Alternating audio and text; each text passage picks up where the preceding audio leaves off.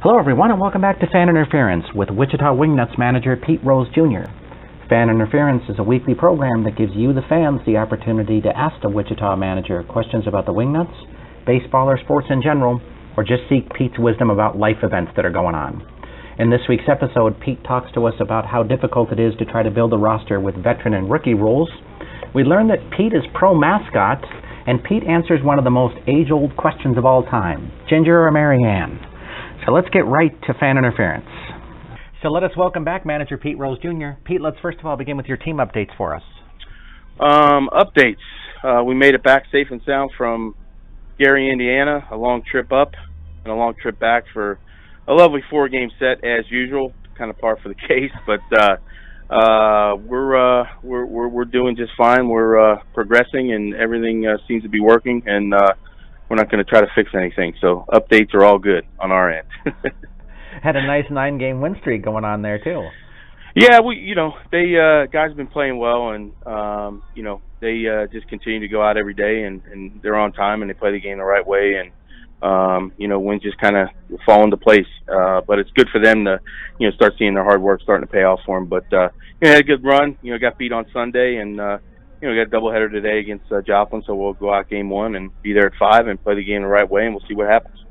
Well, let us head to our fan questions this week. We first of all begin with Mike from Andover, who says, is it hard to try to work within these rules about how many veterans you can have and how many rookies you have to have? I would think this really limits how good your team can be. I mean, of course it's hard, but I mean, you would like to have no kind of cap on, veterans or rookies or whatever, but, Josh's been doing a great job here as far as the roster. He kind of does everything with the roster. I'll help him a little bit, as will, our coaching staff. But, you just kind of make do with what you have, and whatever the rules tell you that you can do and you can't do, that's just kind of, what you do. And, we got Josh on our side, which does a really good job with it because, he knows the classifications and everything. But, I wish there was no rule as far as roster rules, like in the Atlantic League. It'd probably be more baseball or better baseball, and you don't have to worry about this guy or this guy, and you can kind of build with what you want. So, but it's okay. I mean, we just kind of make do and just kind of go from there. Marcus from Bel Air would like to know, is it hard to hit in Wichita for your players when the winds can be so strong? Well, if the winds are blowing out, it's really easy to hit. Just try there and see what happens. But we got some older guys, but I don't really think they let that bother them. When they're hitting. I mean, it can be tough. I've only been here for a half a year so far, and this weather's kind of crazy. I'm from the Midwest, but, nothing like here. But some nights it's tough. Some nights it's easy. But, I don't really think it lets us it's tough one way or the other. I think you just got to go up and do what you do. And you know what? You can hit it. You can only hit it. You can't guide it. And, you just pray that the wind's on your side when you're up to bat. If not, then you just come back and do it again. But it can be a struggle at some point, but not really. It kind of gets in other guys' heads, not so much ours. But I think just because we're used to doing it here on a daily basis. So, but it's definitely strong wind, definitely strong. Greg from Lawrence would like to know, how do you see how your team has played now that you're about halfway through the season? We're getting there. I mean, we're progressing. The way that every team should progress. I mean, you don't want to peak too early. You don't want to peak in, let's say, June or even July. I mean, it's all about the dance in September. But, our guys been working hard since day one and since the day I got here before spring training started. So I like the way, I like where we're at. I like the way that the guys play for one another, their togetherness in the clubhouse and, everything else. But we still got a long way to go. We got a lot of work to do.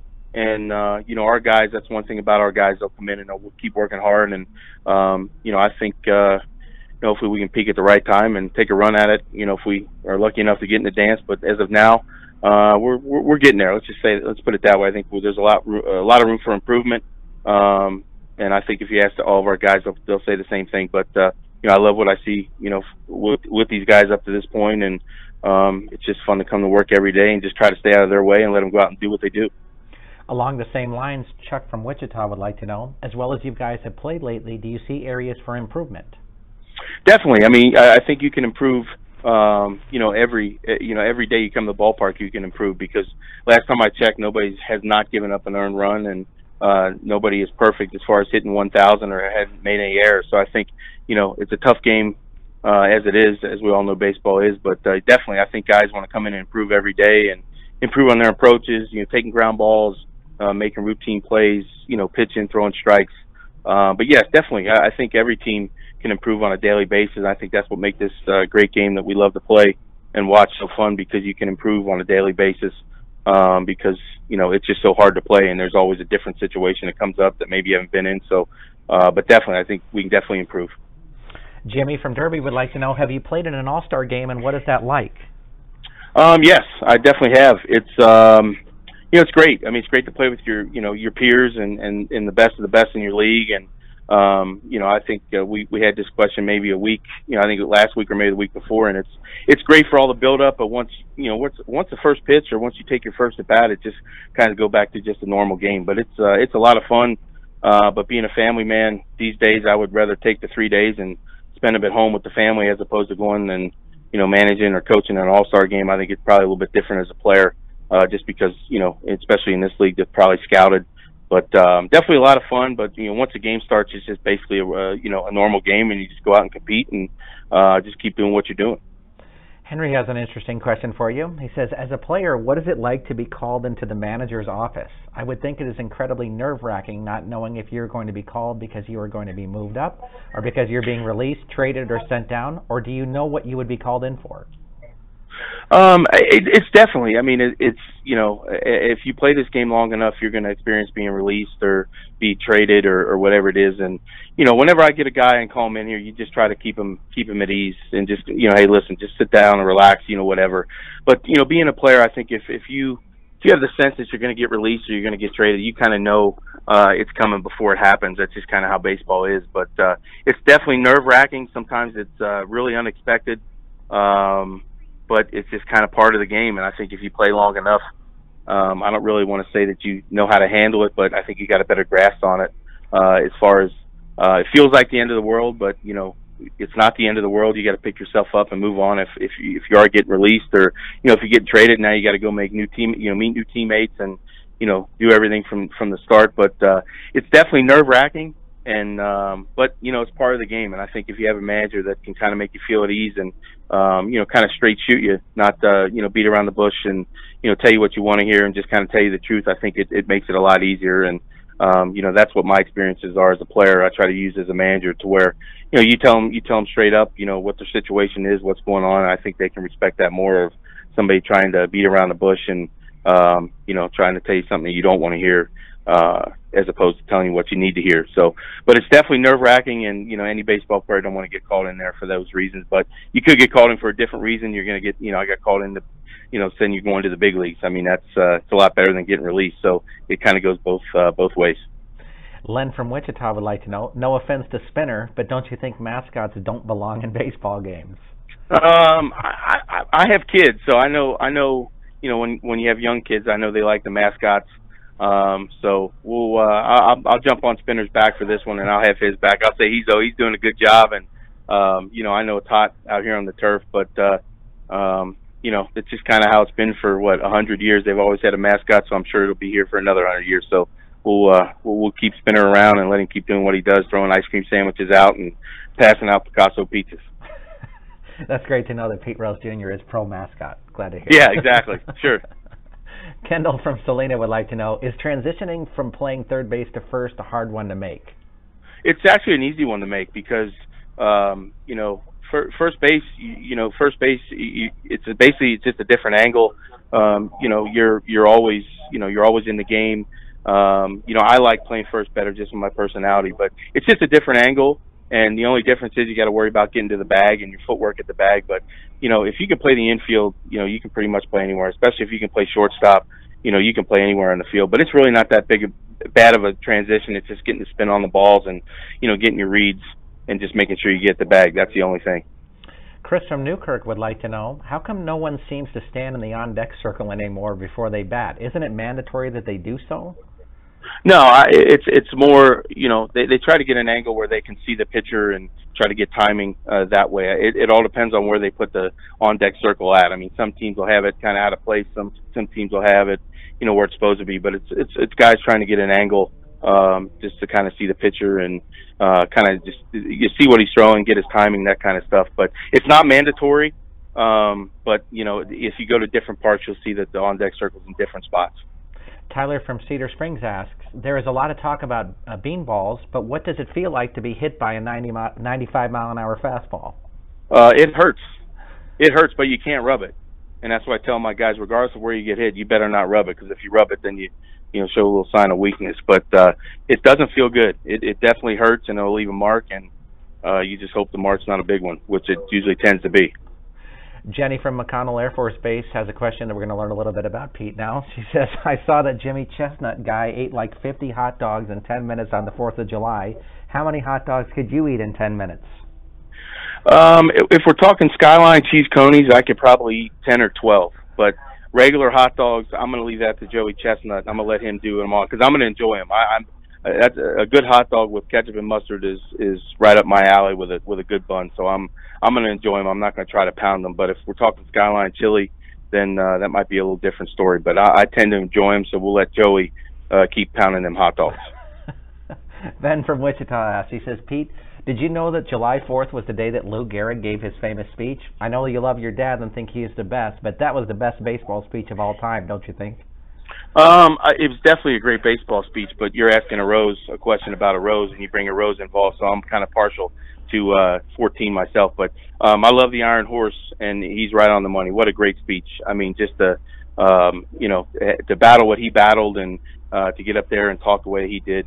I will definitely not disagree with that. I'm gonna pick my guy, maybe a little ahead of him, but that speech by the Iron Horse probably goes down as one of the greatest ones ever. Heading for a couple of baseball, from the Major League Baseball, that is, Lee from Chicago asks, what do you think the Reds need to do as an organization to start winning again? First and foremost, I would definitely try to hire me. I think that would be a great thing. And I'm just partial just because I'm from Cincinnati. I'm a big fan. But, I don't know. It's just, they have a great organization. They have great coaches in the minor leagues, managers, stuff like that. It's just kind of one of those things. I just think it's, I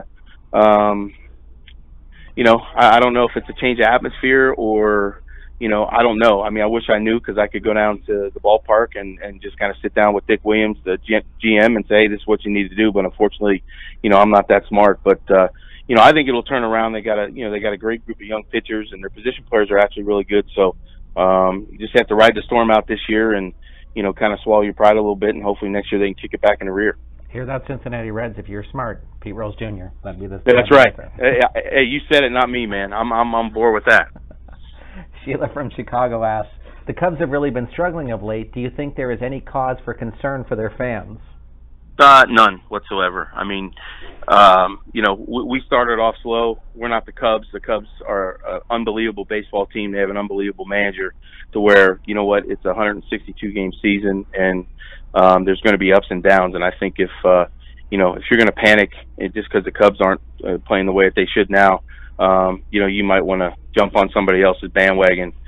Because it doesn't really matter how you play now, it's how you finish. And I think, with Joe Madden at the helm, I think they'll be just fine. I mean, the way they play and the way they go about their business and, just with their staff, with their pitchers, everything, it's just, they'll be fine. I mean, and the thing is, all these teams have them, and it's better to have them now in July or in June or like we had ours in May. Hopefully we don't have another one, but if we do, we do. But, you want to get them out of the way early and then, then go ahead and make your run to the postseason, and I think they'll be fine. Now about Pete's beloved Cincinnati Bengals. Shelley from Cincinnati asks, she says, I see Vegas has 6 teams ahead of the Bengals as more likely to win the Super Bowl. Give them crap, Skipper. They don't know what they're talking about because it's a 2-day and it's all day. And, I like with what we're doing in the jungle, with what our defense is. I mean, we're going to miss Fontes for the first couple games. But when he comes back, I think he's going to be a man on a mission. And, I can't believe that they have 6 teams ahead of us. I'm sure Pittsburgh's one of them. I'm sure New England's one of them. I'm sure Denver's one of them. Probably Indianapolis is the other one. Just the usual suspects. But we're going to let the Who Day decide that on the field, and we'll just be ready to go week 1, and we'll lock in from there. But just remember, it's Who Day, and it's all day, and it's every day. Ashley from Wichita, coming with our main question of the week, says, do you think Rob could get even one pitch by you? Maybe when I'm 80 or 90, maybe. I don't know. But you know what? I would love to try. But I mean, I know you go out and give it your best, but I didn't really strike out much as a player. But you know what? I may be selling you short. You may get up there and really let it loose and maybe pound 93 to 94 in on my hand. So I mean, there's a chance. I don't know what kind of chance there would be. I like my chances better, but I've never seen you with a glove in your hand or throwing the ball. So let's just say there's a chance. I don't know what kind, but there's a chance, but not much of one. 94. If you switch those numbers around, that might be more likely. Our last question of the week comes from Tom. He says, Pete, settle an argument between my buddy and I, Ginger or Mary Ann? Ginger. No two ways around it. No two ways. That's a cut and dry question. Ginger, 1,000%. Awesome. Thanks for joining us this week, Pete. Okay, man. Talk to you next week. We want to thank Manager Pete Rose Jr. for joining us on Fan Interference this week. If you have your own questions you'd like to ask the Wichita Wingnuts manager, please send them to us at askpete@minorleaguesportsreport.com. That's askpete@minorleaguesportsreport.com. Please have your questions to us by Sunday evening so we can give the skipper a little time to review them before we record the show. I'm Rob Pannier, the managing editor of the Minor League Sports Report, and we'll see you next time on Fan Interference.